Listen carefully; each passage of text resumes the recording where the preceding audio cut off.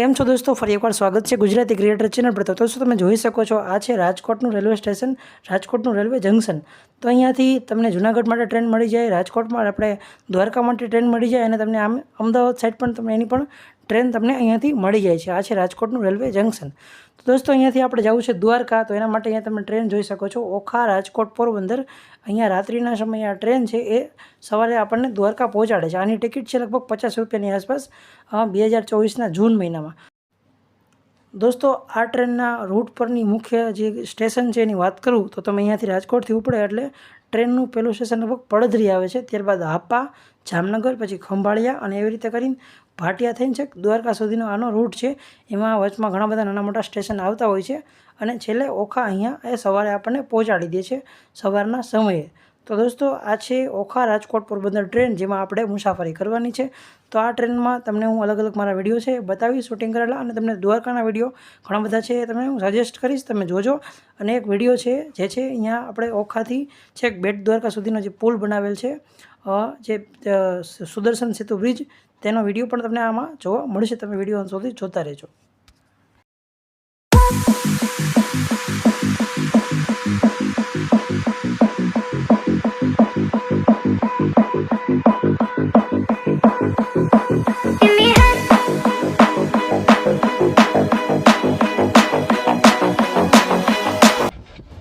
દોસ્તો અમે આખી રાત આ ટ્રેનમાં સફર કર્યો, અને સવારે અમે અહીંયા દ્વારકા પહોંચવા આવ્યા છીએ। લગભગ સવારે 7, 7:30નો ટાઈમ થયો છે, અને અમે રાતે ટ્રેનમાં બેઠા હતા, અને ટ્રેન વચમાં કામગીરી ચાલુ હોવાના કારણે ઘણી બધી મોડી હતી। તો સવારે આપણે ટાઈમસર હોમ પહોંચી ગયા છે, પણ ટ્રેન મોડી હતી। દોસ્તો આ ટ્રેનની ટિકિટની વાત કરીએ તો આ ટ્રેનમાં અમારું 50 રૂપિયા રાજકોટથી દ્વારકા સુધીનું ભાડું હતું, અને આ ટ્રેન રાતે રાજકોટથી ઉપડે છે અને સવારે દ્વારકા પહોંચાડે છે। તમારે એની વિગત ઓનલાઈન જાણી લેવી। રાજકોટ, ઓખા, પોરબંદર ટ્રેન। દોસ્તો અહીંયા આપણે સ્ટેશનમાં દ્વારકાના પહોંચી ગયા, અને આપણે અહીંથી રિક્ષા કરીને સીધા મંદિરે હવે જઈશું, અને ત્યાં આપણે દર્શન કરીને પછી બાજુમાં ગોમતી ઘાટ છે ત્યાં આપણે જઈશું। અને તમે આ વિડીયોમાં અંત સુધી બન્યા રહો, અને તમને ઘણા બધા વિડીયો આવા આપણે ચેનલ પર જોવા મળશે। તમે ચેનલને સબસ્ક્રાઈબ કરી લેજો અત્યારે જ।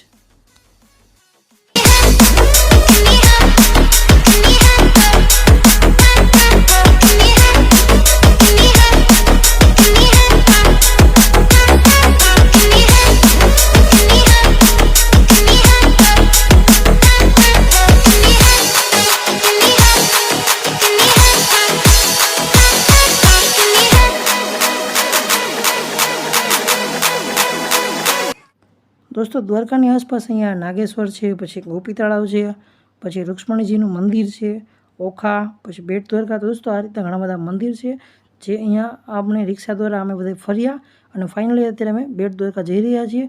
દોસ્તો તમે સુદર્શન સેતુનો વિડીયો અહીંયા સ્ક્રીન પર જોઈ શકો છો, અને ચેનલને સબસ્ક્રાઈબ કરજો। થેન્ક યુ, તમે વિડીયો અંત સુધી જોયો, તમારો આભાર।